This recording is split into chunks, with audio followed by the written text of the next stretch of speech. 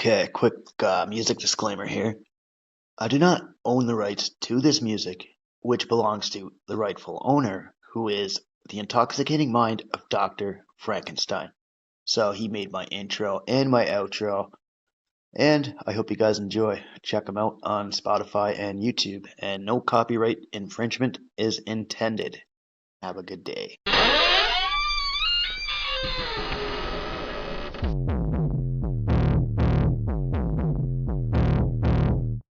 A clear choice of good versus evil, of right versus wrong.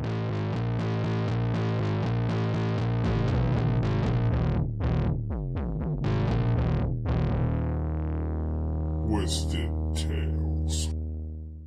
Welcome back to Twisted Tales, folks. So my next episode, we're going to talk about William Chandler Shrubsall. So William was born on February 3rd, 1971, in Niagara Falls, New York. So that's a city in Niagara County, New York.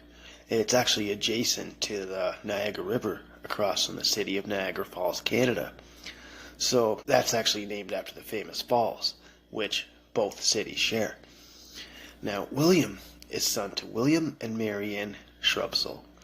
So the guy was on top of his class while in school. He excelled academically. He was actually named valedictorian of his graduating class at the LaSalle High School.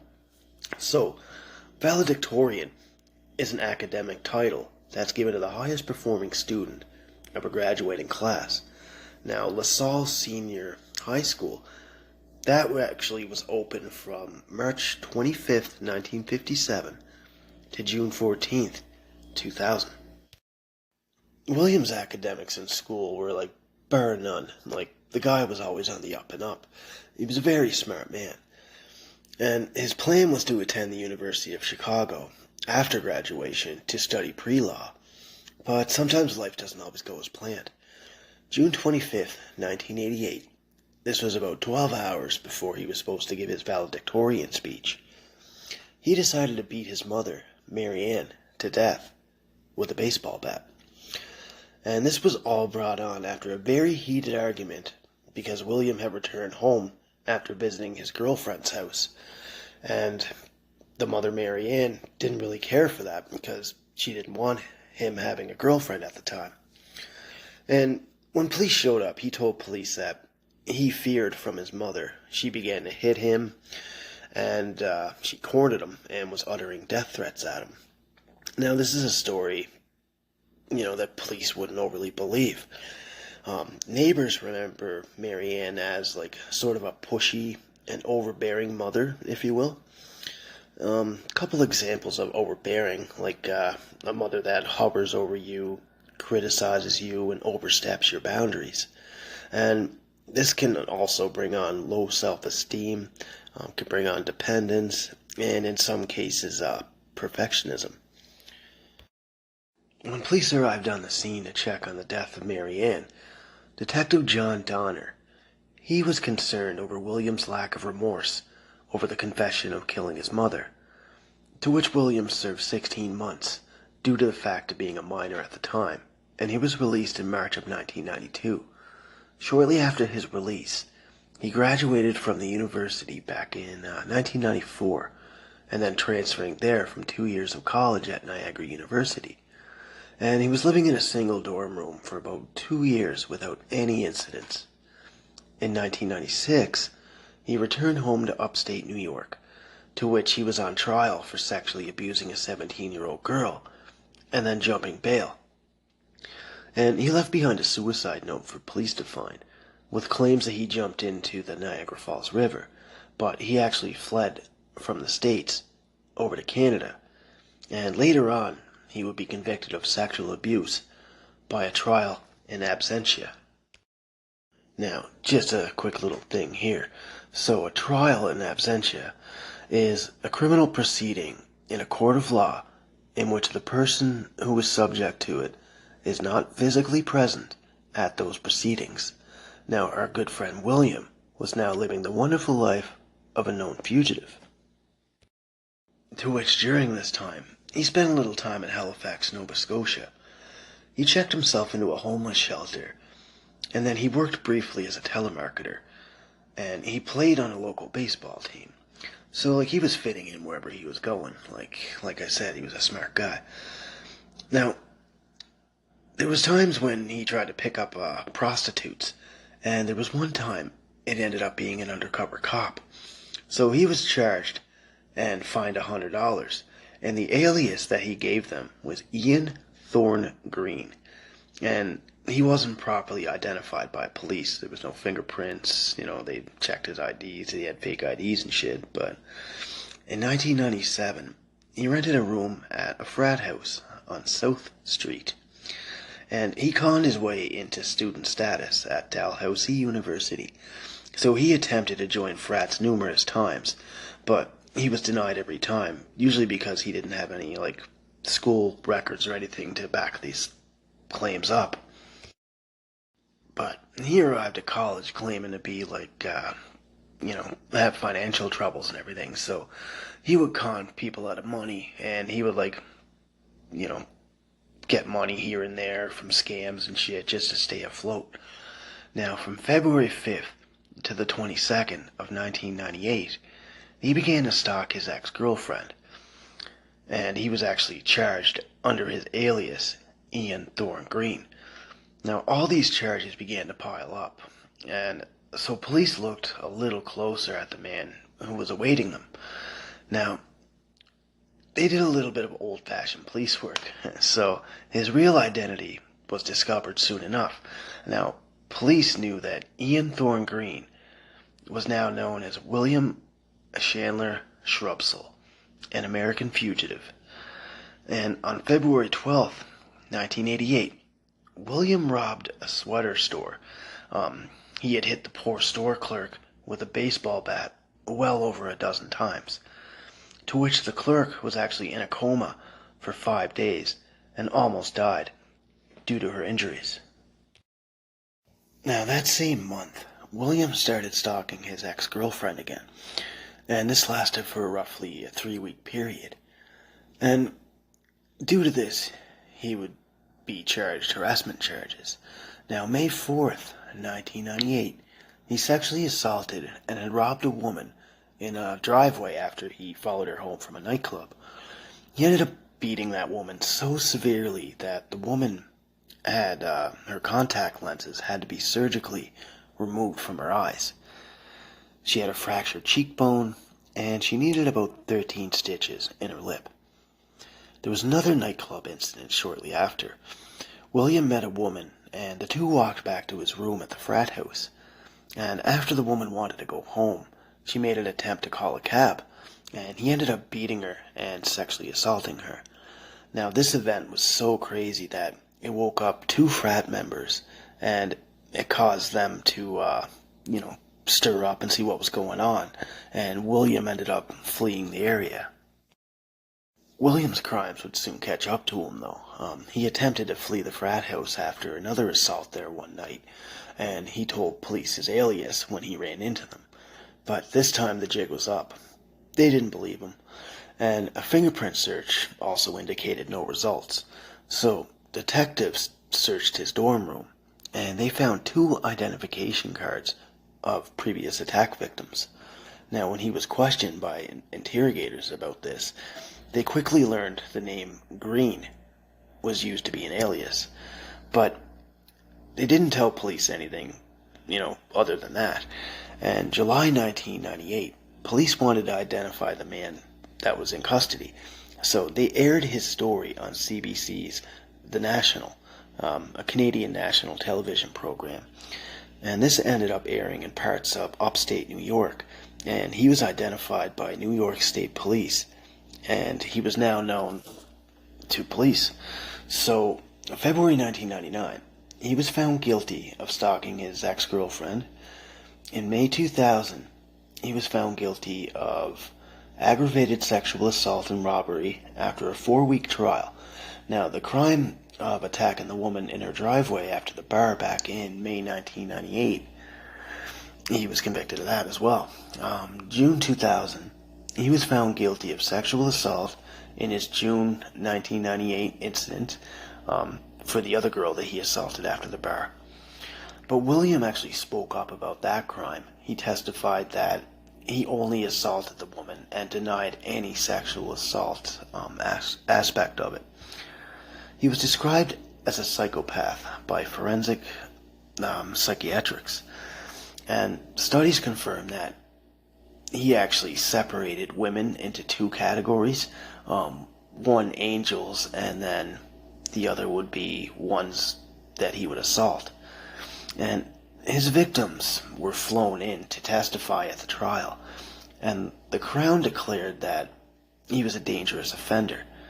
This was back in December 2001, so therefore this dangerous offender title now gave him no possibility for parole. With all the charges adding up, William was given a life sentence by the Crown.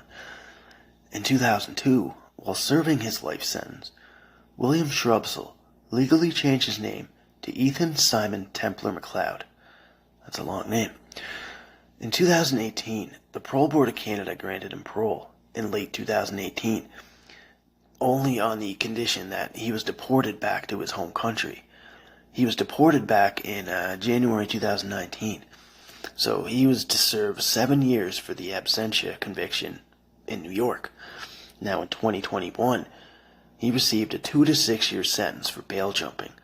Now, bail jumping is a failure to appear for a court appearance after posting bail with the intentions to avoid prosecution. Now, posting bail guarantees that the accused person will give up the bail money if he or she doesn't show up in court. Even with all his, the victims and everything, everybody stood up to, everybody knew what a piece of shit this guy was, right? Now, the victims, the Crown Attorney, and the lead investigator on the case, they were really concerned about, his release. The provincial judge minister advised that he would actually write a letter to the Canadian Attorney General of Justice to voice everyone's concern on the release of this psychopath.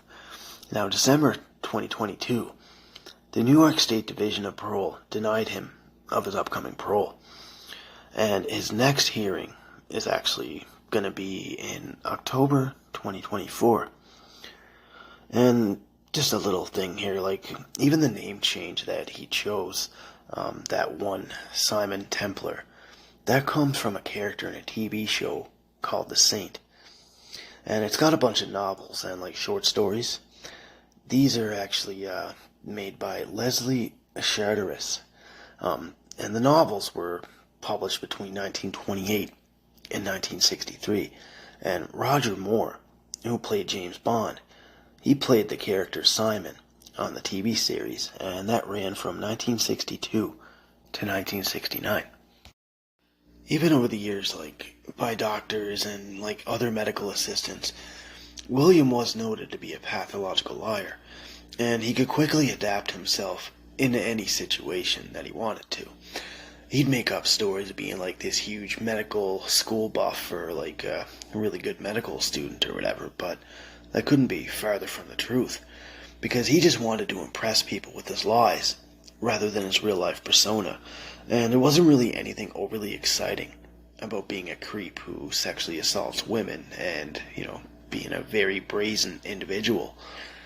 And he was a man who lacks a conscience, but is highly intelligent. Examples of this are being able to stay at a college dorm without ever enrolling himself into that college. But the courts and all the the hearings and shit that took place, all the victims that gave all the details, this made sure that they wanted to keep this dangerous man in prison for life, and hoping that it actually stays that way. And fingers crossed that his next bail hearing is actually revoked as well. So, I'll have to update this episode at a later time. Not a big deal. And it's just pretty cool that, this guy will no longer be able to slip across borders and be a danger to women. So, that's a good thing, too, because this guy's a fucking psychopath. So, that's all I got for you folks. I hope you guys really enjoyed your weekend, and, I took a little bit of downtime because I needed it to clear my head on some shit, so I'll have another couple episodes here to pop off soon, and I appreciate everything you guys do, so thanks for, sharing and liking my podcast and everything, so you guys keep me going on everything with this, so thank you for all that. Thanks for tuning back into Twisted Tales, folks. Enjoy the rest of your weekend. Former Niagara Falls man who's been declared a dangerous offender and served prison time in Canada is now headed back to Western New York. William Shrubsall has a long history of violent offenses, but a Canadian parole board just said it will release him and deport him to serve prison time on this side of the border. Don, William Shrubsall was valedictorian of his class in Niagara Falls, but he was convicted of beating his mother to death the day before his high school graduation. He also committed violent crimes in Canada and has served time on both sides of the border. Now, at age 47, he's expected to come back to Western New York. This is a young William Shrubsall crying in a Niagara County courtroom back in 1989. That year, he pleaded guilty to manslaughter for beating his mother to death with a baseball bat in their Niagara Falls home. I just want to say that I love my mother very much, Your Honor. After his release from prison in the 90s, Shrubsall sexually assaulted a teenage girl in Niagara Falls. Before his sentencing, police say Shrubsall faked his own death and escaped to Canada. He was declared a dangerous offender in the early 2000s after being convicted of 3 violent sexual assaults of women in Canada. He spent over a decade there behind bars and changed his name to Ethan Templar McLeod. Even though he was denied parole in 2016, the parole board in Canada has just granted him what's called parole deportation. He'll get out of prison in Canada provided he's sent back to the United States to serve the 7-year sentence for sexual assault in Niagara Falls that he dodged decades ago. I reached out to the Toronto lawyer who represented Shrubsall during his parole hearings, but didn't hear back. The Niagara County District Attorney says it's not clear when Shrubsall will be transferred to the United States or when he'll be arraigned here. Niagara Falls man who made headlines in the 80s for killing his mother hours before his high school valedictorian speech, then spending nearly 2 decades in a Canadian prison on other charges, was back in court today. William Shrubsall, who legally changed his name in Canada to Ethan McLeod, is now serving a sentence he was given in 1996 before he took off across the border. Today, the defense made a motion in court which asked the prosecution to explain why there was a delay in the case. The defense claims prosecutors didn't do their job to bring Shrubsall back from Nova Scotia, Canada. The Niagara County DA spoke about the case today.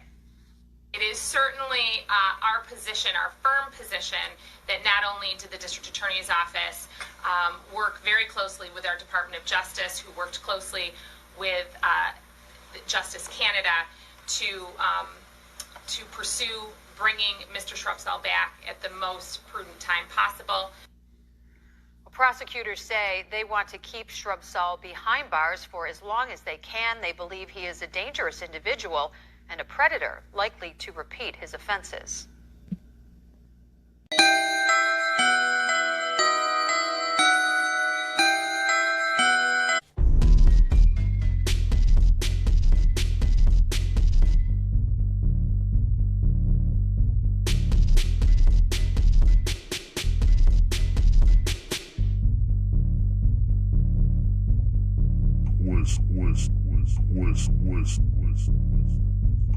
Twisted Tales.